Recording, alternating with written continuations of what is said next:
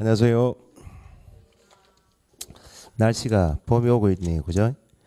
오늘 187페이지인가요? 네. 복습을 조금만 할게요.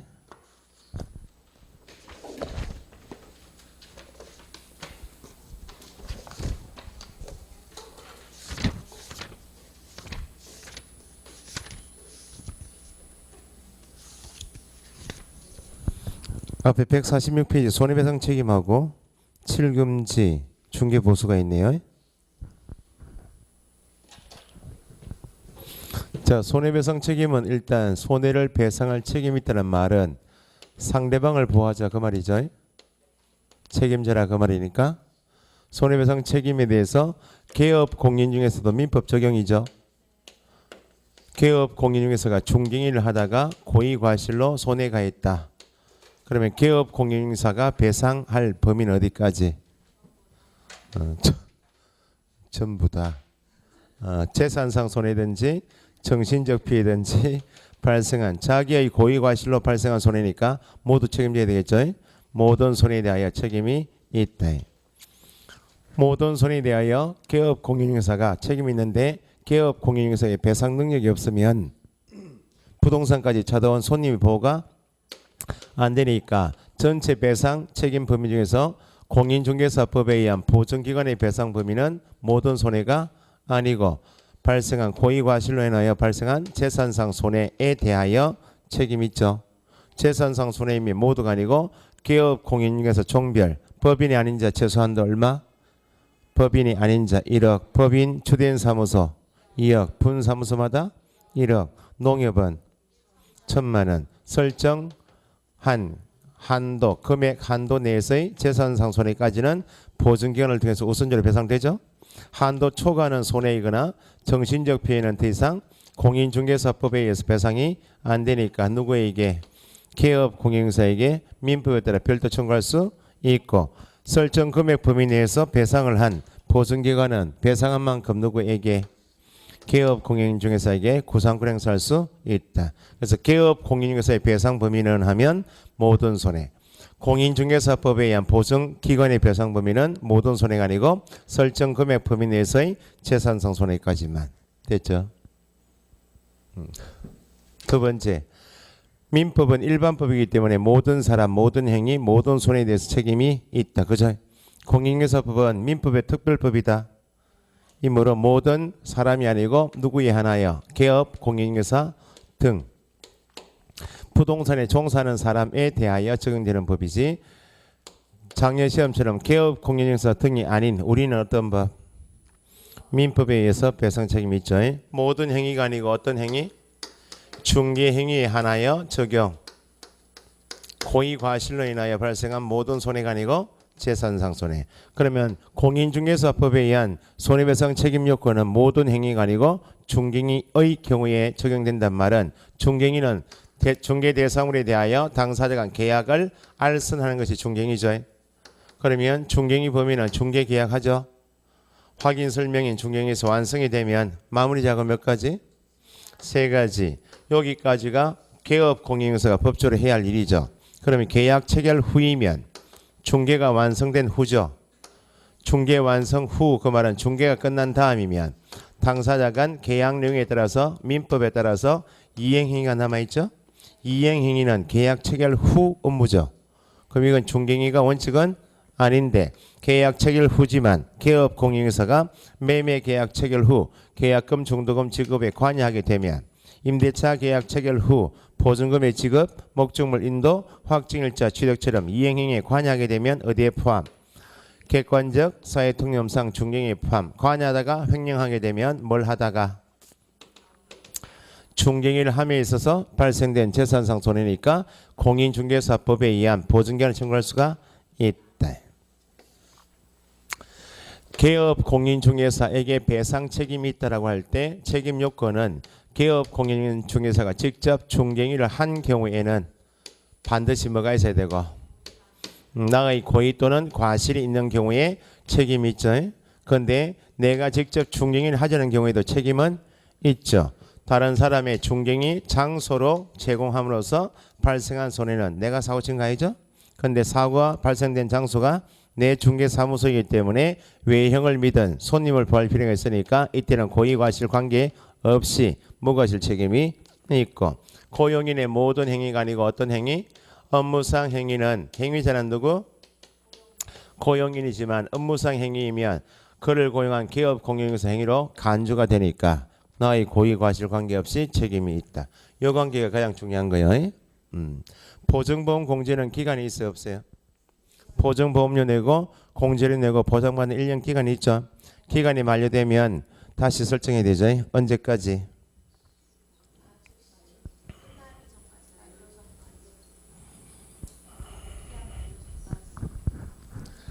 만료 전까지 하면 기간 만료일까지 효력이 있어 없어요?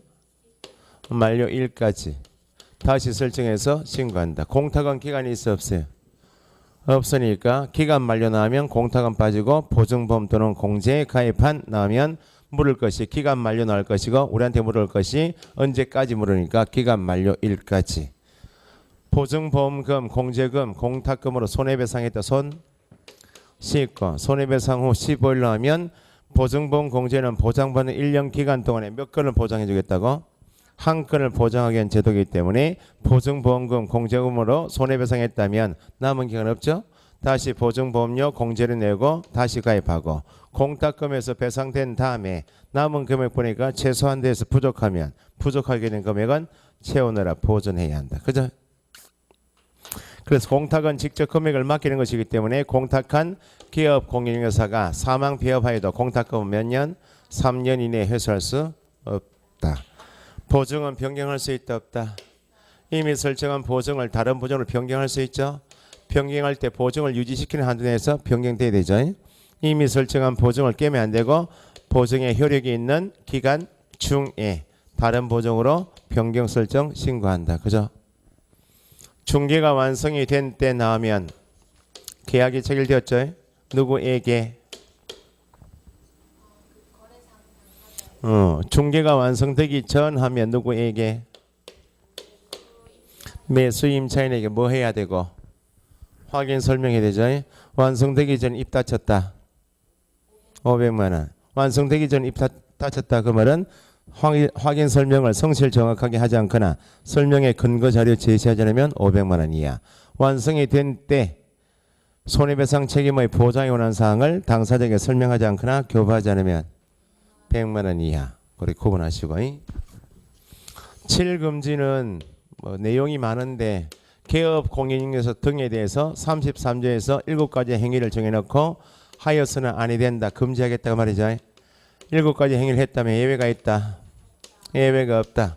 초과하여 받는 행위는 예외가 없죠. 반환하여도 초과수수고 초과하여 받은 수표가 부도 처리되어도 초과수수이고 초과하여 받은 만큼 의뢰인에게 재산상 손해가 없다 해도 초과수수이죠. 예외가 없다. 중개대상물 5가지에 대한 매매업 행위는 예외가 없죠. 중개대상물 매매업 행위는 예외가 없다. 토지 매매업 행위는 금지. 건축물 매매업, 임목 매매업, 공장재단, 광업재단 매매업도 같은 말인 거 이해하시고. 개설 등록을 하지 않고 중개업을 영위하는 자, 무등록 중개업자는 형벌이 얼마? 무등록 3-3이죠. 무등록 중개업은 3-3. 임을 알면서 협력하면 돼야 안 돼요? 개업 공인중개사가 등이 그 사람이 개설 등록하지 않고 중개업을 영위하는 자임을 알면서 그를 통하여 중개 의뢰 받으며 협력행위죠. 그에게 자기 명의를 이용케 하는 것도 협력행위로서 금지하겠다. 초과하여 받은 전부가 무효다.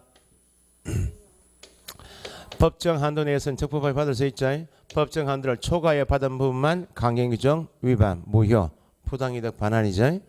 개업 공인중개사가 중개사무소 안에 사는 일은 중개업하고 뭐가 있고 분양대행, 관리대행, 컨설팅처럼 겸업이 있죠. 겸업은 뭐가 아닌 것이고 중개업이 아니므로 겸업에 대한 대가는 중개보수 한도가 적용이 안 되니까 겸업은 초과수수에 해당하지 않는다. 중개대상물 거래상 중요사항 확인 설명사항은 중요사항이기 때문에 설명하겠죠. 에 대하여 거짓된 은행이나 그 밖의 방법으로 의뢰인의 판단을 그르치게 하면 예외가 없죠. 거래상 중요사항은 중개대상물 자체에 설정되어 있는 권리관계 중요하죠. 중개대상물 자체에 설정되어 있는 용도지역이 중요하죠. 권리관계나 공법상 제한사항처럼 확인설명사항이 중요하다면 판례는 중개대상물 중요사항에는 자체에 관한 사항뿐만 아니고 가격도 중요사항이다. 그래서 부동산에 와서 매도인이 내놓은 매도 의뢰 가격은 누구한테 중요하고 매수인이 중요한데 그 가격을 매도인과 개업 공인인사 등이 서로 짜고 숨긴 채 무척 높은 가격으로 처분한 행위는 가격은 매도 의뢰 가격은 중요 사항이죠. 짜고 숨긴 행위는 거짓말했죠. 사후 위반. 중개대상물인 임야가 개발 제한 구역으로 결정됐단 말은 공법상 제한이죠. 중요사항인데 개발 제한 구역으로 결정된 사실을 모르는 매수인에게 비싼 값에 전매할 수 있다고 기망한 것. 짜고 숨겼네. 기망, 유포, 조작 이런 말 나오면 거짓말 표시니까 중요사항에 대해서 사후 위반이다. 그죠? 입주자 저축증서는 주택법에서 청약 예금 증서는 거래가 돼야 한대요. 이미 주택법인 다른 법에서 입주자 저축증서는 주택 공급질서 교란행위 대상이고 일체 양도 금지, 양도가 안 되니까 알선 금지하고 있죠. 당연히 공인중개사법인 이 법에서 양도 알선을 금지할 수밖에 없죠. 입주자 저축증서 이름이 공인중개사법에는 부동산을 분양받기 위한 증서죠. 임대 등과 관련 있는 증서라고 하고 부동산 분양 임대 관련 증서는 뭘 말하는 것이고 입주자 저축증서이지 주택법에 따르면 양도가 가능하면 알선 중개가 가능하겠죠. 특정 동호수에 대하여 분양계약이 체결된 분양권은 양도할 수 있다 없다? 가능하니까 중개대상물이기 때문에 분양임대 관련 증서가 아니고 상가를 분양받은 사람이 자기 소유 상가를 매도할 때 사용하려고 작성해둔 상가의 분양계약서는 뭐 할 때 쓰려고요? 팔 때 쓰려고 만들어놓은 분양계약서는 상가 매매계약서일 뿐이지 분양임대 관련 증서가 아니다. 기억납니까? 어디 산에 다녀오셨어요? 얼굴이 좀 태우셨네. 저도 그제 삽질을 좀 했더만 지금 온 천지 지금 쑤셔가지고 주말 체험 영농 알죠? 농지법 안 배우셨나?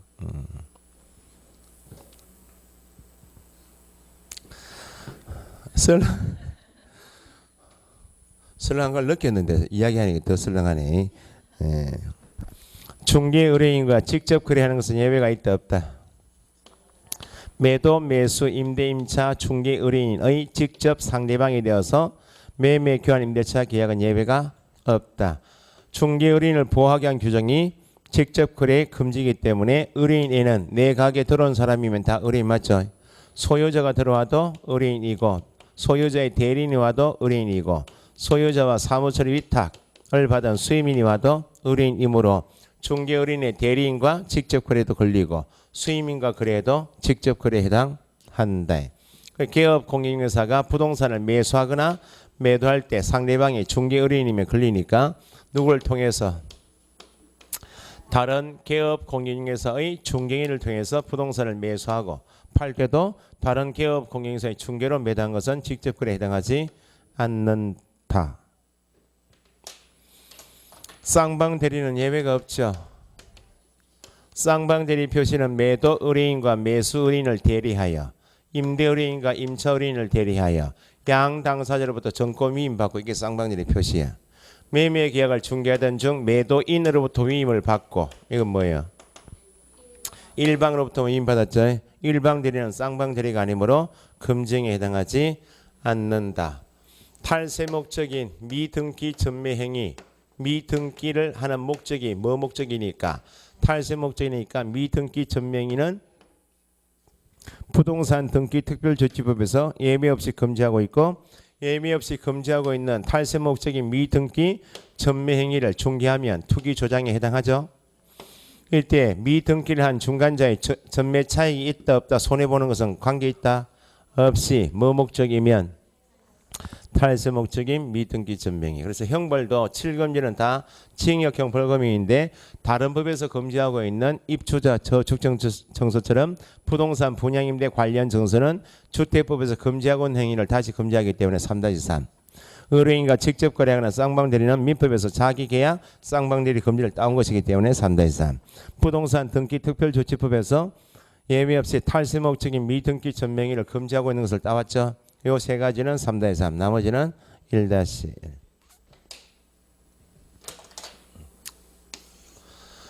중개 보수하고 실비를 받을 수 있죠. 실비는 중개 완성 관계없이 소요되는 비용이죠. 중개 대상물 권리관계 등의 확인에 드는 비용은 누가 부담해요? 권리관계 등의 확인에 드는 비용. 창원에 있는 부동산에 거제 있는 땅 내놨죠. 매수인 데리고 차 태우고 현장 가죠. 소장이 뭐라고 해요? 뒤에 앉은 매수인한테 교통비 네가 내야 됩니다 하면 뭐라고 이야기해요?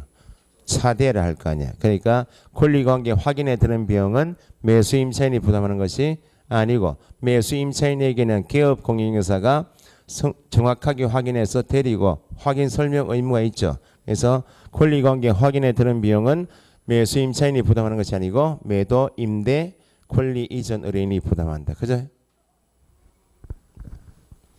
중개 보수를 청구한단 말은 개업 공인인사가 법적으로 할 일을 다 했다. 중개 계약했죠. 중개하고 완성이 되면 마무리 작업 세 가지 했죠. 요 대가가 중개 보수죠. 중개 계약은 잔치집에 갈 때도 중개 계약한다. 100일동 1,500일을 잘 부탁합니다. 잘 다녀오십시오. 보수 지급에 대해서 이야기했어요, 안 했어요?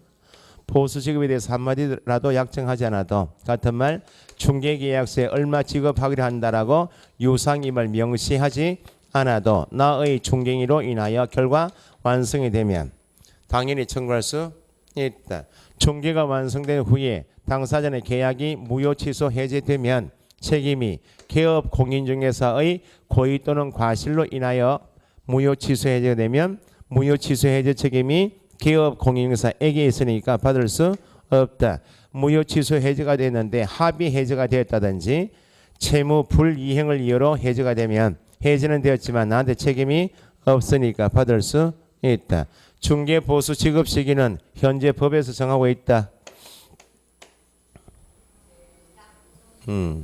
이야기 잘 아시겠지만 약정할 줄 아셔야지.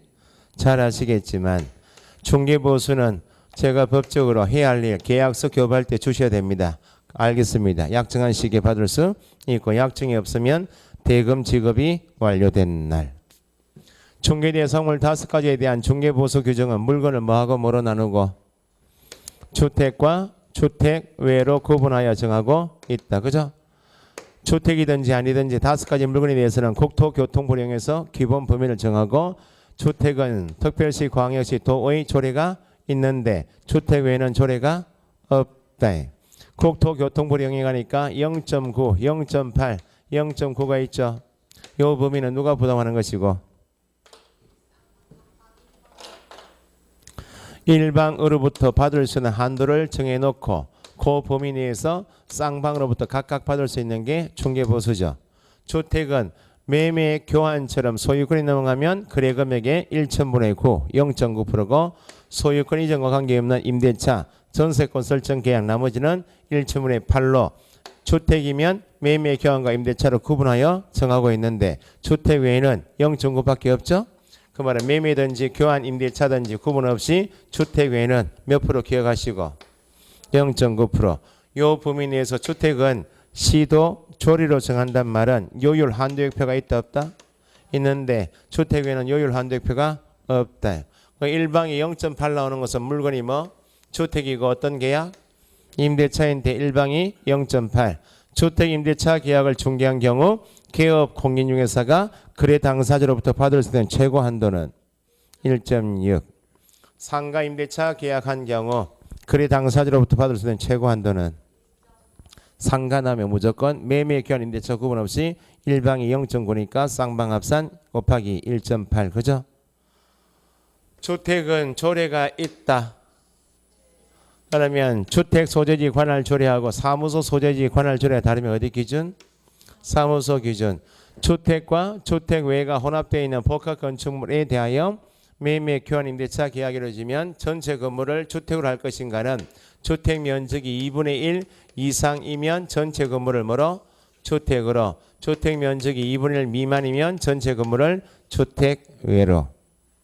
물건이 같고 사람이 A와 B 간에 매매 계약과 동시에 임대차 계약이 이루어지면 물건이 같고 매도인이자 임차인, 매수인이자 임대인, 매매 계약과 임대차 계약이 동시에 이루어지면 뭐만? 매매건만.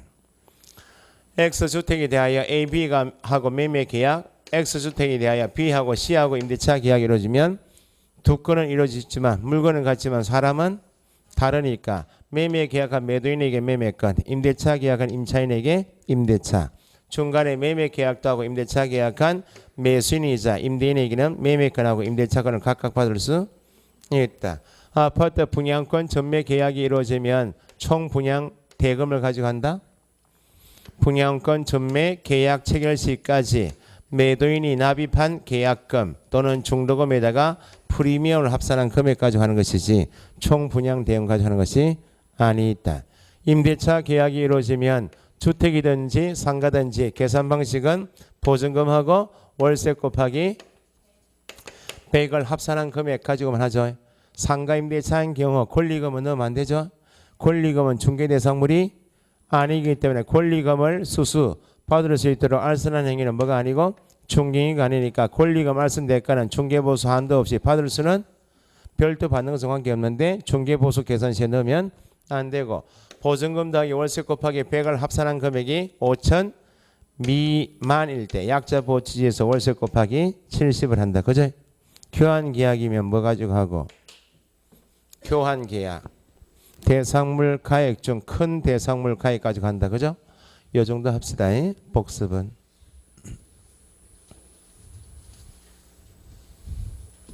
3, 4월 달 오시면 첫 수업할 때 이제 1, 2월 달에 복습 강의가 다 녹화되어 있잖아요. 그죠? 복습이. 그걸 미리 듣고 오시는 게 예습이에요, 이제. 3, 4월 때는 수업을 최대한 해야 되기 때문에 뒷부분 못 나가도 아무도 못 본 부분이 있잖아요. 그걸 최대한 해야 되기 때문에 복습은 최소한 할 거예요, 이제. 최소한하고 수업 끝나고 마칠 때 정리는 제가 해드리는데 복습 강의는 듣고 오시라고. 예습이 이제 1, 2월 달에 공부하신 분들은 앞부분 2, 30분 이렇게 지금 해드린 요 내용을 듣고 오시는 그게 예습이에요. 그렇게 하시면 될 것 같아요. 교육하고 업무위탁 보상금 제도 있죠.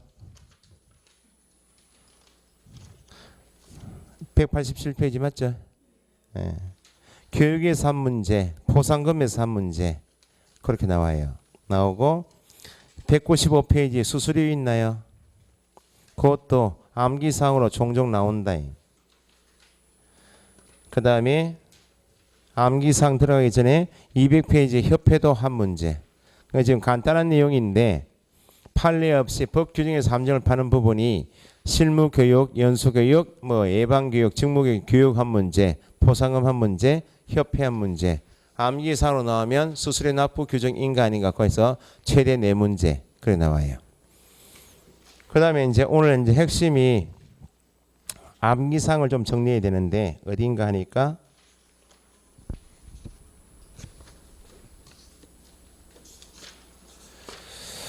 216페이지부터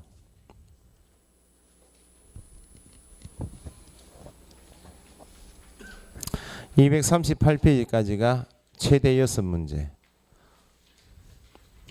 거기까지 하면 이제 총 40문제 중에서 29개, 30개 나와요. 자, 앞에 봅시다. 이제 교육 규정. 교육 규정은 187페이지 교육 있나요? 교육의 1 실무교육 땡땡. 교육 규정이 총 4가지인데 실무교육의 성격은 땡땡에서 사전교육 적어보세요. 이전에는 교육 이름이 사전교육이에요. 실무교육이 아니고 사전교육이었어요. 미리 바꿔와라 그 말입니다. 사전교육 적으셨어요? 사전교육을 누가 받아야 될지 교육 대상자를 파악할 수 있나 없나요? 없어. 누가 등록 신청하는지 누가 소공이 될지 모르니까 더하기 통지 X 통지 규정이 없다고.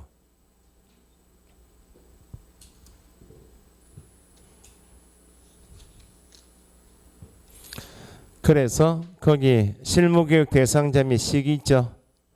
1번 개설 등록 전 실무교육에서 첫째 줄 개설 등록을 신청하고자 하는 자 밑줄.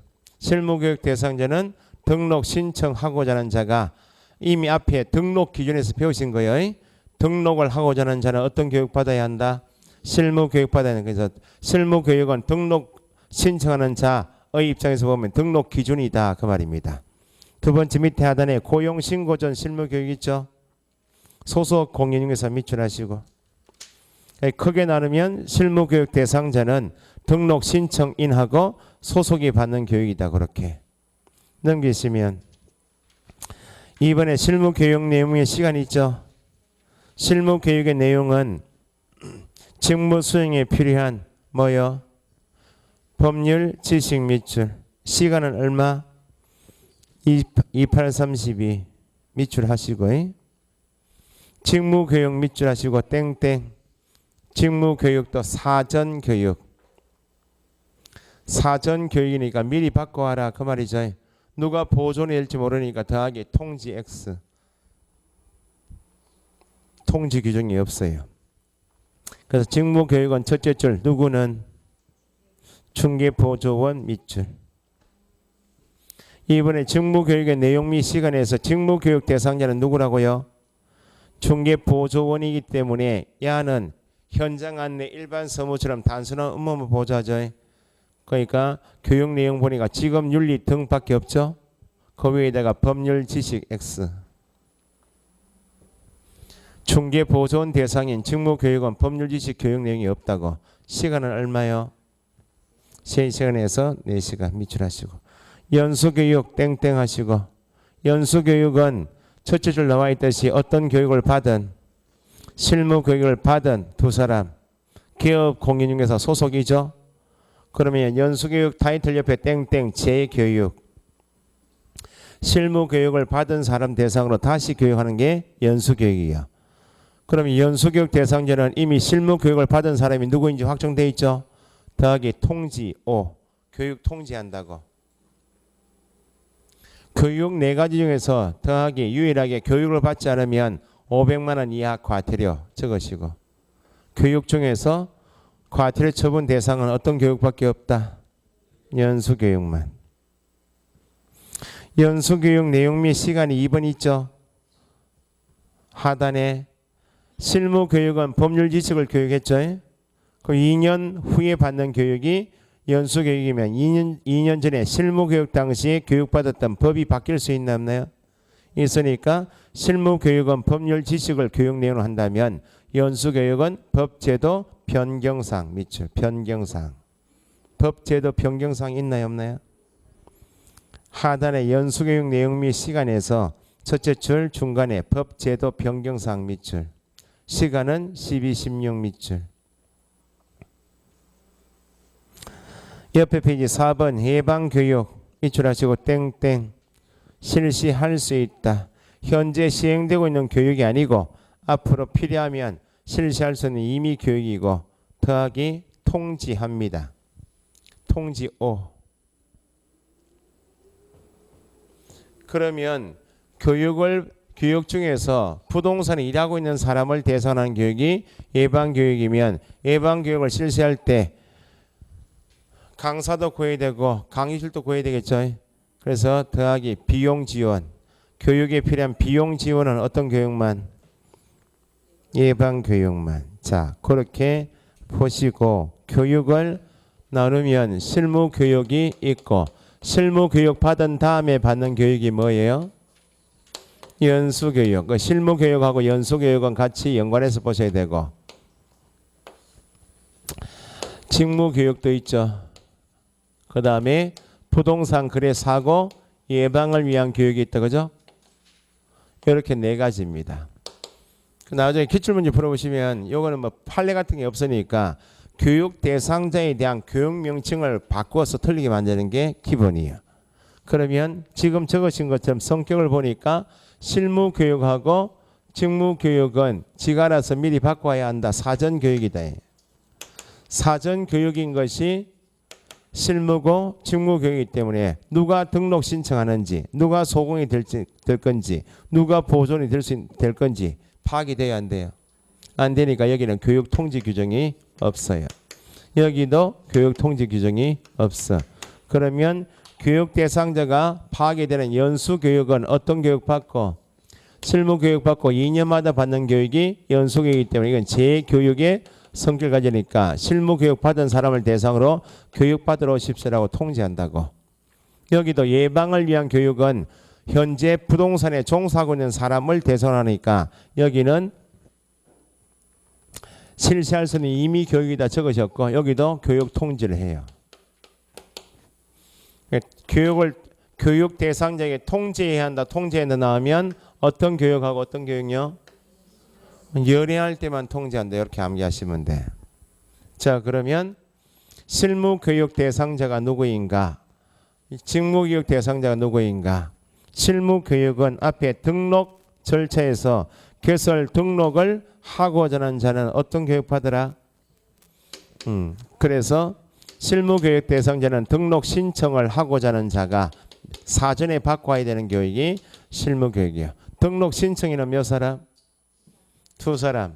현재 종별은 부칙까지 넣어서 3사람이지만 부칙은 현재 중개업을 하고 있는 개업 공인중개사는 맞지만 앞으로 등록을 할 수 있는 사람은 부칙은 빠져야지. 공인중개사하고 누구? 법인 2사람. 실무교육 대상자는 이게 나와요. 앞에 등록 기준할 때 배우셨는데 법인의 대표자는 누구이어야 하고 공인중개사이어야 하고 공인중개사 일끝 할 때 등록 기준은 대표자 포함 제외. 실무교육 받아야 한다 할 때 대표자 포함 제외. 2개 다 포함이에요. 그러면? 그럼 이 아침에 말라고 포함이 말라고 내가 묻겠어요? 공인중개사 일끝 할 때는 대표자는 공인중개사이어야 한다. 대표자 제외 3분의 1 이상은 공인중개사 일끝. 공인중개사 일끝 할 때는 대표자 제외 3분의 1인데 실무교육은 대표자 포함하여 사원 임원이면 전원이 받는 교육이다. 법인이면 분사무소 들 수 있나 없네. 분사무소에서 누가? 책임자가. 등록 신청인은 아니지만 개업 공인중개사의 중개업무를 수행할 수 있는 소속 공인중개사도 실무교육 대상자이다. 이건 사전 교육이기 때문에 미리 받고 와라 그 말이죠. 등록 신청일 전 1년 이내에 분사무소이면 설치 신고일 전 1년 이내에 소속 공인중개사는 개업 공인중개사가 고용신고하러 가죠. 고용신고일 전 1년 이내에 어떤 교육을 받고 하라고? 실무교육. 실무교육 받은 다음에 받는 것이 연수교육이고 2년마다 실무교육을 받은 개업 공인중개사하고 실무교육을 받은 소속 공인중개사 받는 교육이 연수교육. 그러면 실무교육 대상자, 연수교육 대상자 안에는 누가 빠졌어요? 중개보조원은 실무교육 받아야 한다? 연수교육 받아야 한다면 틀리는 거예요. 직무교육은 누굴 대상으로? 중개보조원 대상인 교육은 직무교육. 이것도 미리 받고 와라 그 말이죠. 고용신고일 전 1년 이내에 받고 오라고. 현재 시행되고 있는 교육은 아닌데 앞으로 필요하면 실시할 수 있는 임의교육인 예방교육은 현재 부동산에 종사하고 있는 사람 모두 개업 공인중개사 등을 대상으로 해요. 개업 공인중개사 등이니까 부동산에 있는 사람 모두죠. 개업 공인중개사, 소속 공인중개사, 중개보조원, 법인이면 사원, 임원을 대상한 교육이 예방을 위한 교육. 그러면 중개보조원 대상인 교육은 어떤 교육? 직무교육하고 중개보조원 대상인 교육은 예방교육이다. 교육 명칭을 중개보조원은 실무교육 이렇게 한다든지 소속 공인중개사는 직무교육 이렇게 교육을 돌리면 틀린데 이게 가장 기본이에요. 그러면 실시권자가 누구인가?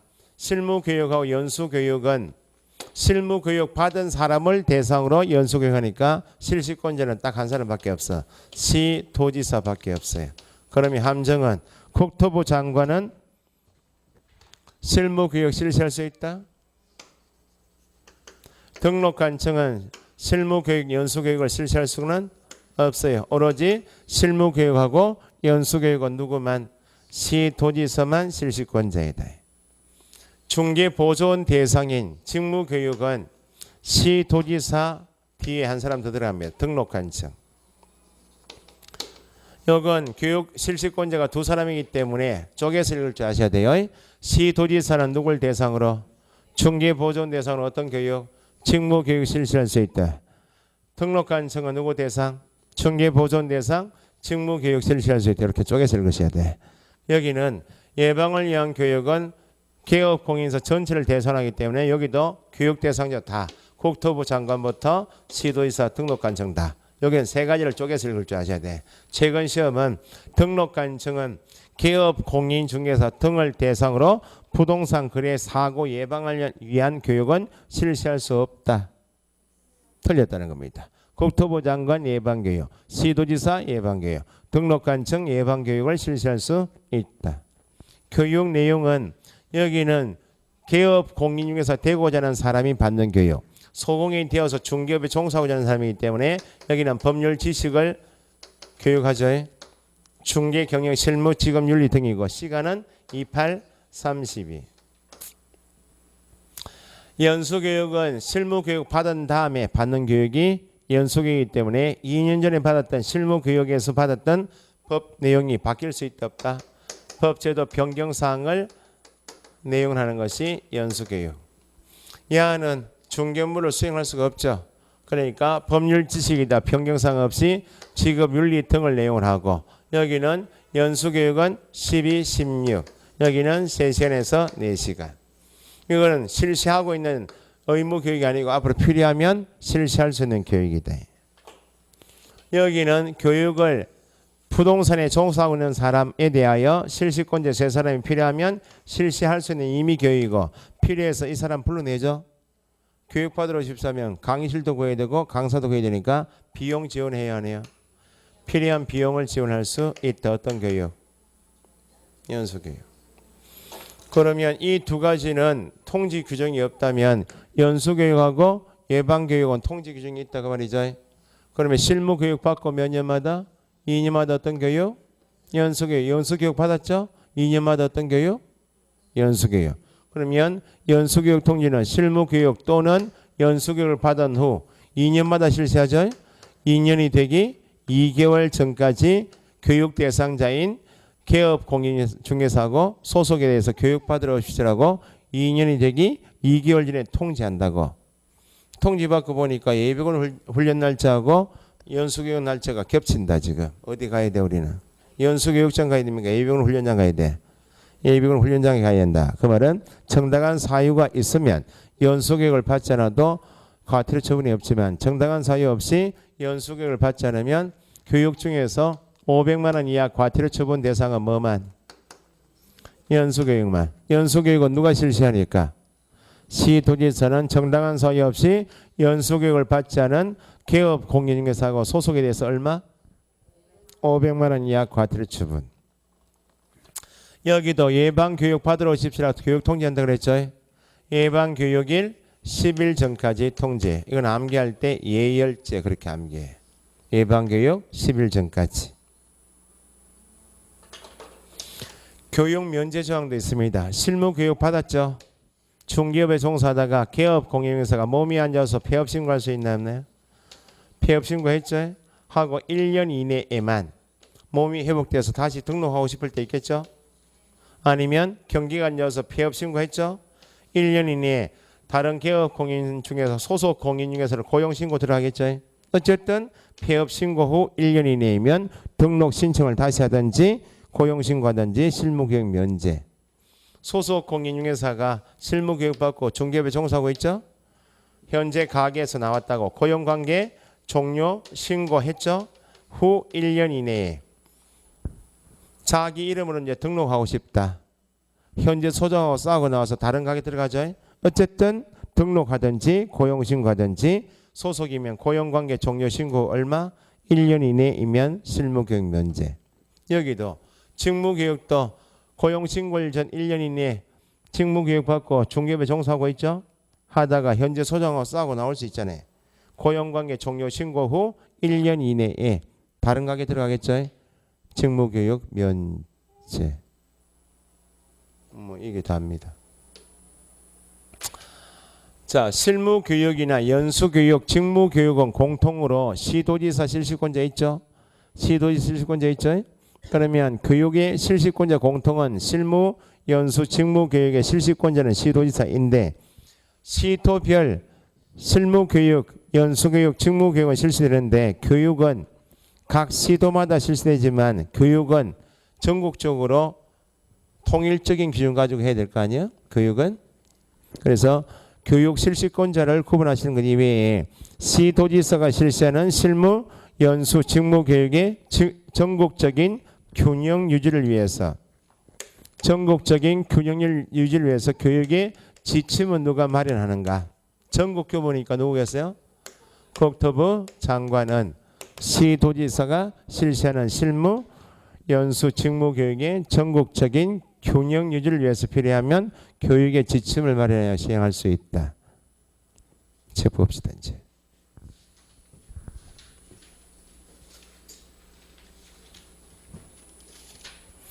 자, 그래서 실무교육부터 짚어보면 187페이지 첫째 줄 등록 신청하고자 하는 자 밑줄했죠.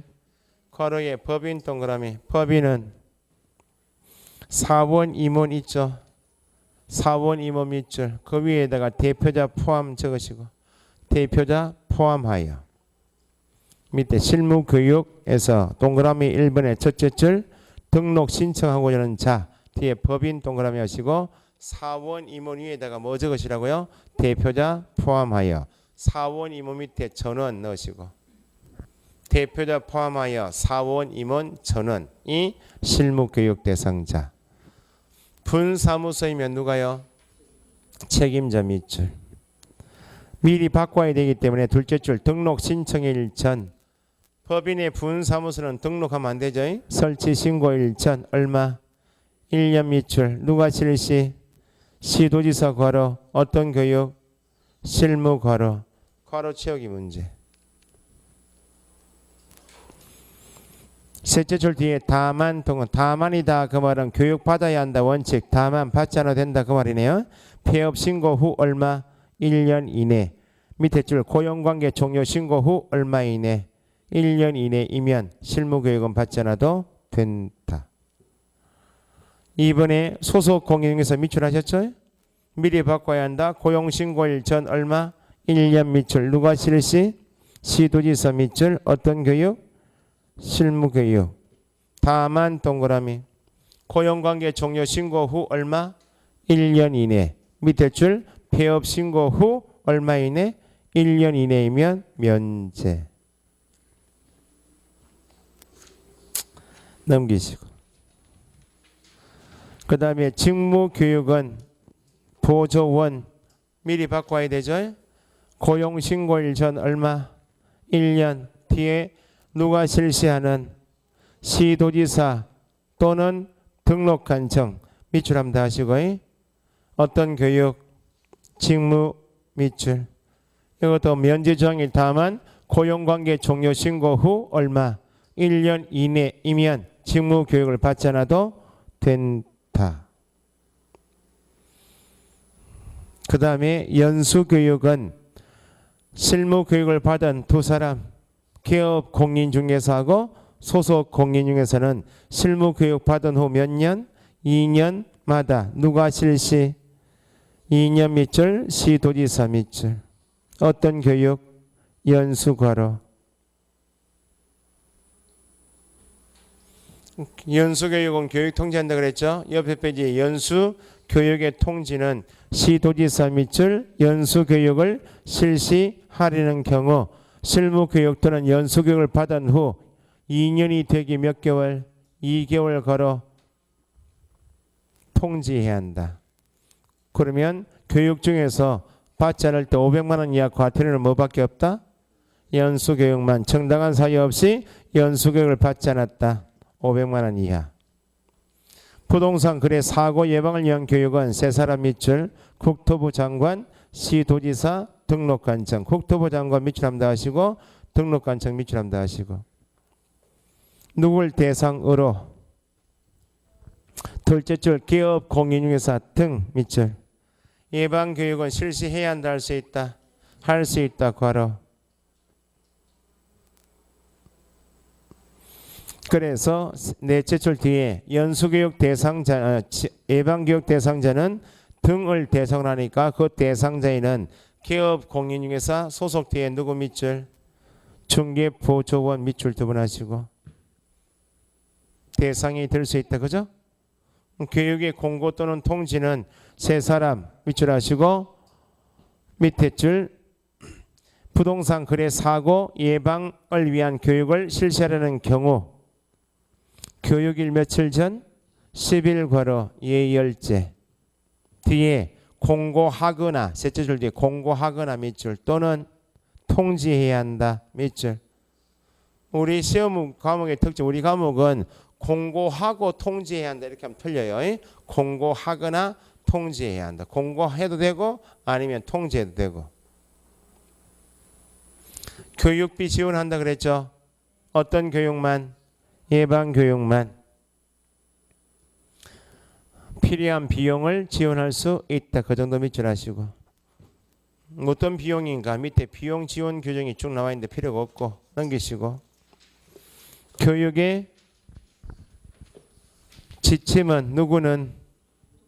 국토부 장관은 괄호하시고 시도지사가 실시하는 실무, 직무, 연수교육의 전국적인 전국 동그라미 균형 유지를 위하여 필요하다고 인정하면 밑줄 교육의 지침을 마련하여 시행할 수 있다. 그래 시험에 한번 나왔던 것이 밑에 교육 지침에 포함될 내용이 있죠. 그걸 시험에 물어요. 4번 강사 자격, 5번 수강료 두 가지만 밑줄 하시고. 시험에 이렇게 나왔어요. 교육 지침에는 강사 자격은 포함되나 수강료는 포함되지 않는다. 틀렸죠? 나중에 한번 다시 보셔야 돼. 그 밑에 박스 정리되기 전에 그 정도 정리하시면 되고 옆에 페이지 업무 위탁은 시험에 안 나옵니다. 업무 위탁은 좀 이따 협회 나오겠지만 지금 보셨듯이 실무교육은 법에서 누가 실시권자요? 시도지사죠. 시도지사가 실시하는 실무교육을 협회에다가 위탁을 준다는 거야. 시험 시행은 누가 시행하는가? 원칙적 시행기관이 누구요? 시도지사 예외 국토부 장관. 이 두 사람이 시험 시행기관이죠. 시험 시행기관이 수행하는 시험 시행 업무를 협회 등에 위탁을 준다. 그 규정이에요. 그 나중에 9월 달에 한번 보고 가시라고. 시험에 잘 안 나오니까. 뭐 시험에 안 나오는 게 거의 나온 적이 없어요. 위탁 규정을 물은 적은 거의 없어요. 한 번 지문에 한 번 나온 적이 있는데 그건 됐고. 그 다음에 시험에 거의 매년 나오는 것이 포상금이에요. 포상금.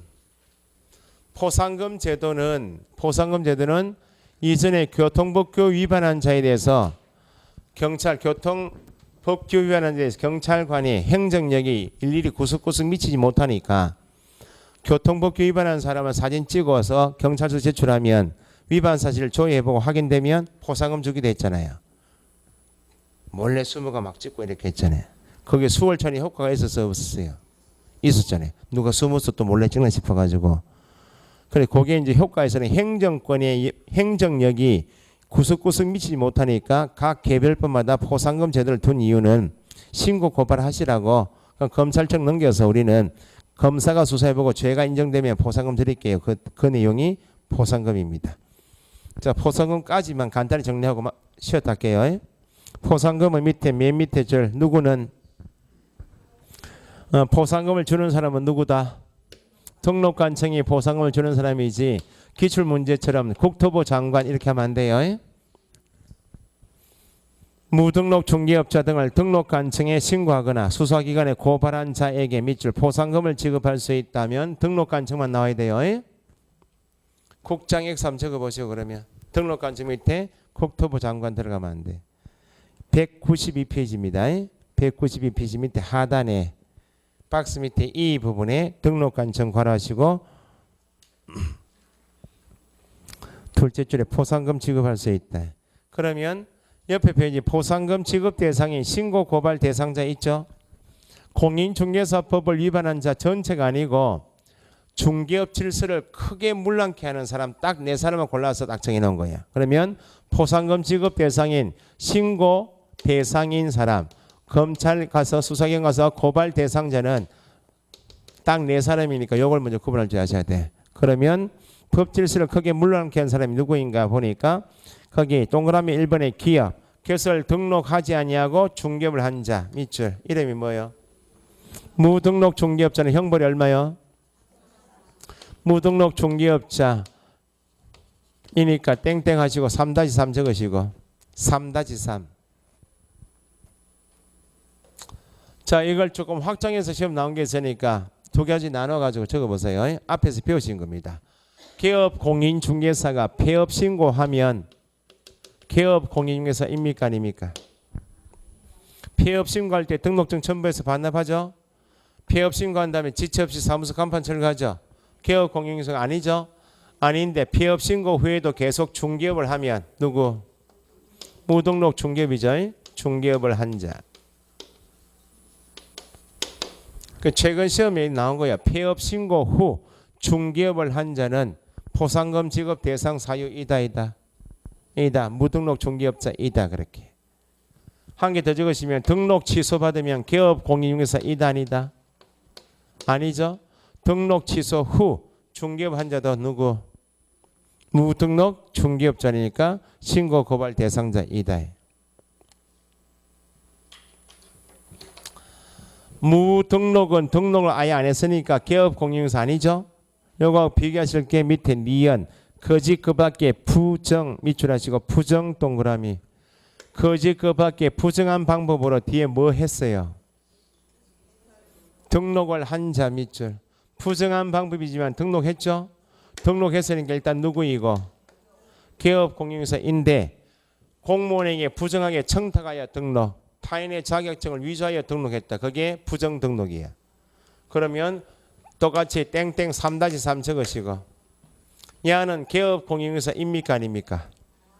맞으니까 밑에 절대 등록 취소 적으시고 무등록은 개업 공인중개사 아니기 때문에 취소 정지 같은 건 없고 오로지 형벌 3-3 밖에 없는데 니은은 거짓 그 밖에 부정한 방법으로 뭐 했기 때문에 등록을 한 자이기 때문에 걸리면 반드시 등록 취소가 되고 형벌이 얼마? 3-3. 그럼 전체 3-3 중에서 포상금 지급 대상은 몇 사람밖에 없고? 2사람. 그 다음에 중개업에 필요한 증이 2개 있죠. 뒤것에 보시면 등록증 밑줄 뒤에 자격증 밑줄 등록증이나 자격증은 거래가 돼야 안 돼요? 안 되니까 2사람을 나누셔야 돼. 양도 대여하거나 나왔죠? 양도 대여한 자도 신고 고발 대상이고 양도 대여한 사람이 있으면 상대방도 있겠네. 뒤에 양수 대여받은 자도 신고 고발 대상자이죠. 양도 대여한 자는 개업 공인중개사입니까 아닙니까? 공인중개사 맞죠? 그 나중에 양도 대여한 자는 형벌이 1-1 양수 대여받은 자 1-1인데 양도 대여한 자는 등록증 양도 대여한 자는 개업 공인중개사이죠.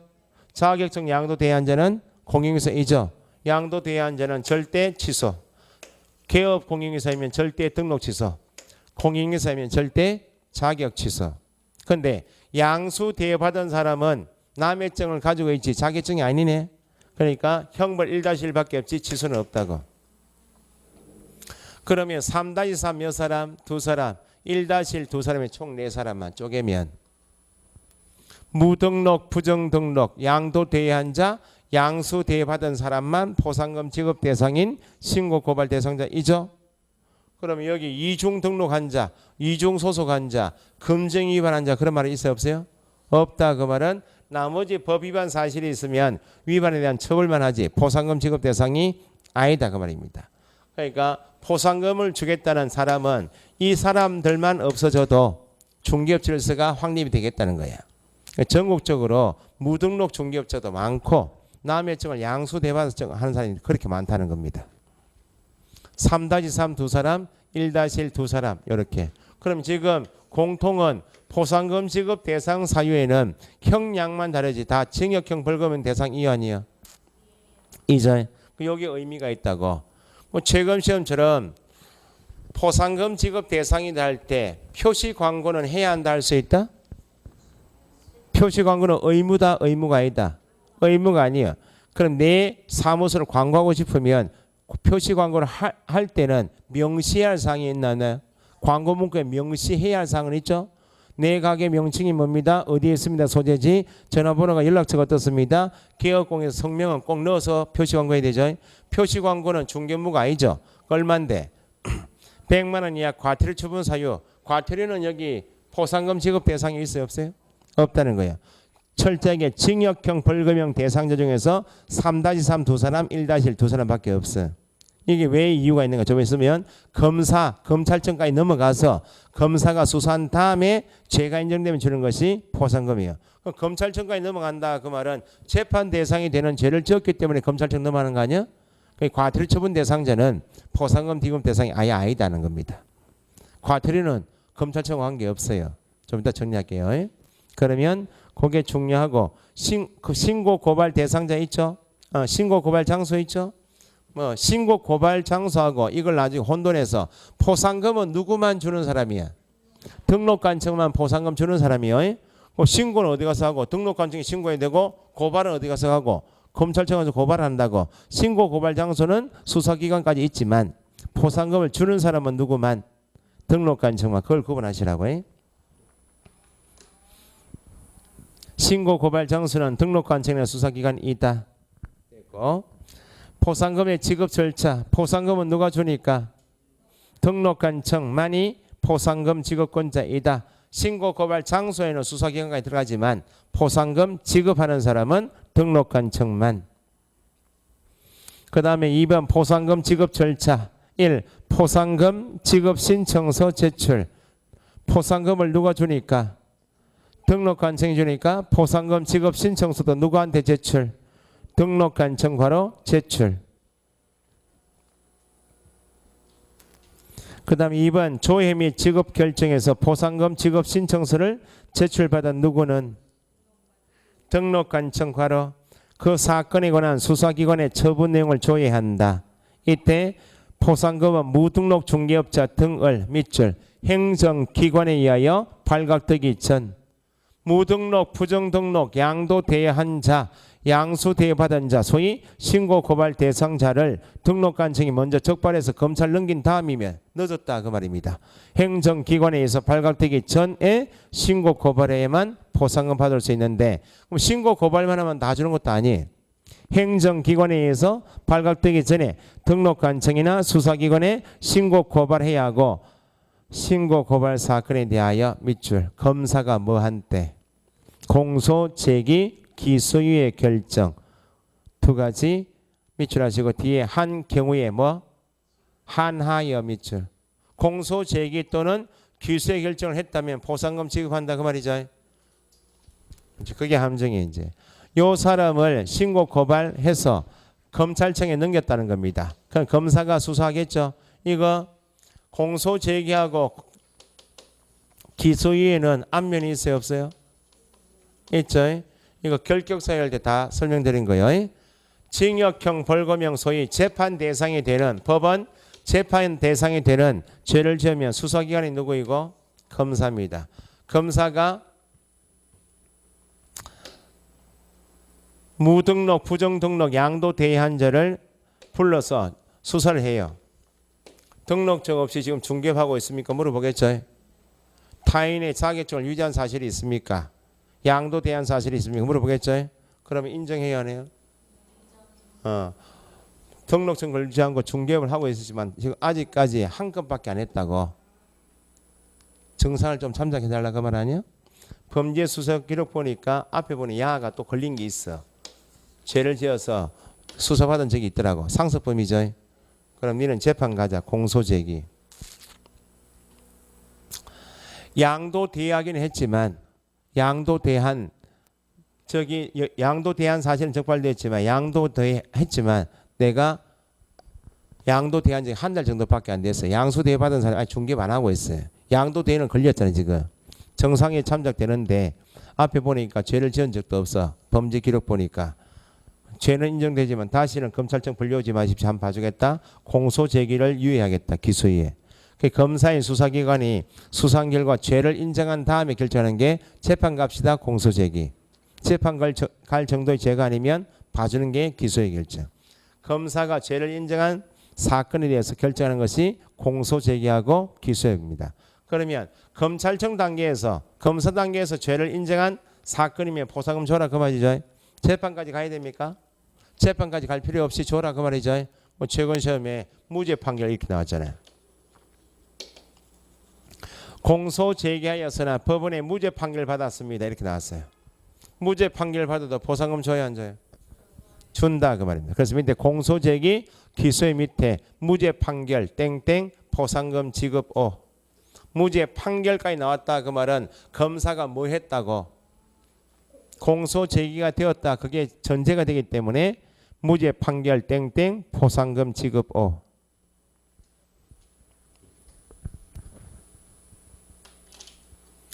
그런데 검사가 수사해 보니까 혐의가 없어. 검사가 결정하는 게 무혐의 처분, 불기소 처분. 검사가 수상 결과 무혐의 처분, 죄가 없습니다. 불기소 처분 같은 말이에요. 이건 죄를 지었어요, 안 지었어요? 없다 그 말이니까 밑에 무혐의 처분 X, 불기소 처분 X. 무혐의 처분은 검사가 하는 거고 무죄 판결은 당연히 법원에서 하겠죠. 그걸 구분할 줄 아시면 돼요. 무혐의 처분은 보상금 안 줍니다. 불기소 처분은 보상금 지급 안 한다고. 무죄 판결은 함정이니까 무죄 판결까지 나왔다 그러면 법원까지 갔다 왔네. 공소 제기가 되었네. 거기 전제니까 무죄 판결하고 무혐의 처분은 구분하시고. 그래서 무등록 중개업자 부정등록처럼 여기에 해당되는 사람을 신고 고발하면 모두 다 주는 것이 아니다 그 말입니다. 전제가 행정기관에서 발각되기 전에 신고 고발 들어간 게 가장 큰 전제고 1차적으로 신고 고발 사건이면 다 주는 게 아니고 검사가 뭐 결정한 때만 공소제기나 기소에 결정한 때만 주어라 이렇게. 넘기시면 포상금의 지급. 포상금액은 함정이 1인당 주는 게 아니고 뭐 건당 동그라미 얼마 50만 원. 뭐 1인당에서 틀린 질문 나온 적도 있고 50만 원짜리 30만 원에서 틀린 질문도 있고 건당 50이요. 근데 포상금을 누가 준다고요? 등록관청이 포상금을 주는 재원 돈은 자기 관할 지역 내 개업 공영회사가 법을 위반하면 과태료 부과하겠죠. 과태료 수익 가지고 주는 게 포상금 재원이에요. 그런데 포상금을 줄 돈은 500만 원인데 과태료 수입이 200만 원밖에 없으면 돈이 딸릴 거 아니에요? 보조도 받아야 되겠네. 그래서 포상금은 건당 50만 원인데 포상금 지급에 대해 소요되는 비용 중 일부를 누가? 국고에서 일부 괄호 국고 괄호 보조할 수 있는데 보조할 수 있는 비율은 100분의 50 이내까지 미출하시고 52 이내.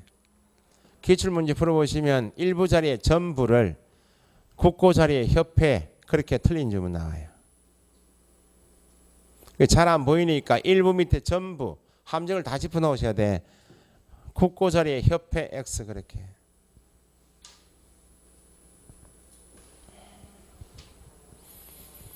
그 다음에 2번에 포상금 지급 기한은 포상금은 누가 주니까 등록관청은 포상금 지급 결정을 한 때 결정일 밑으로 해서 결정 동그라미 공인중개사법에서 결정 나오면 다 뒤에 기한은 얼마?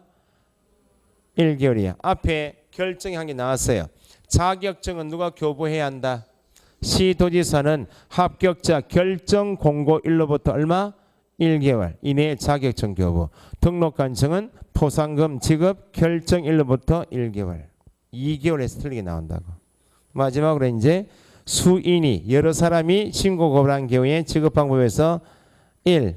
2인 이상이 뭐 공동 신고 고발 밑줄 동그라미 2번은 2건 이상 밑줄.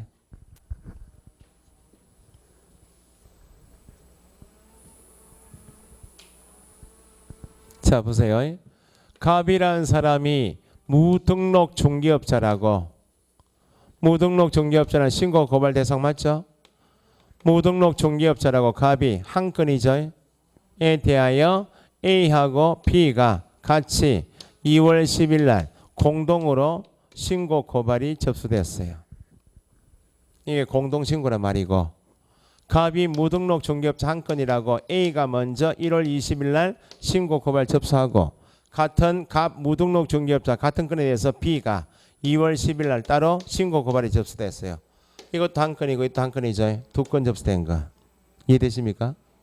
그러면 A, B가 공동신고한 갑을 검찰청 넘겼죠. 물론 행정기관에서 발각되기 전에 신고 고발했다는 전제고, 검찰 넘겨서 검사가 어떤 결정했다고? 공소 제기나 기소 결정했다면 포상금 줘야 되겠죠. 포상금은 인당 주는 거요. 한 건당 주는 거죠.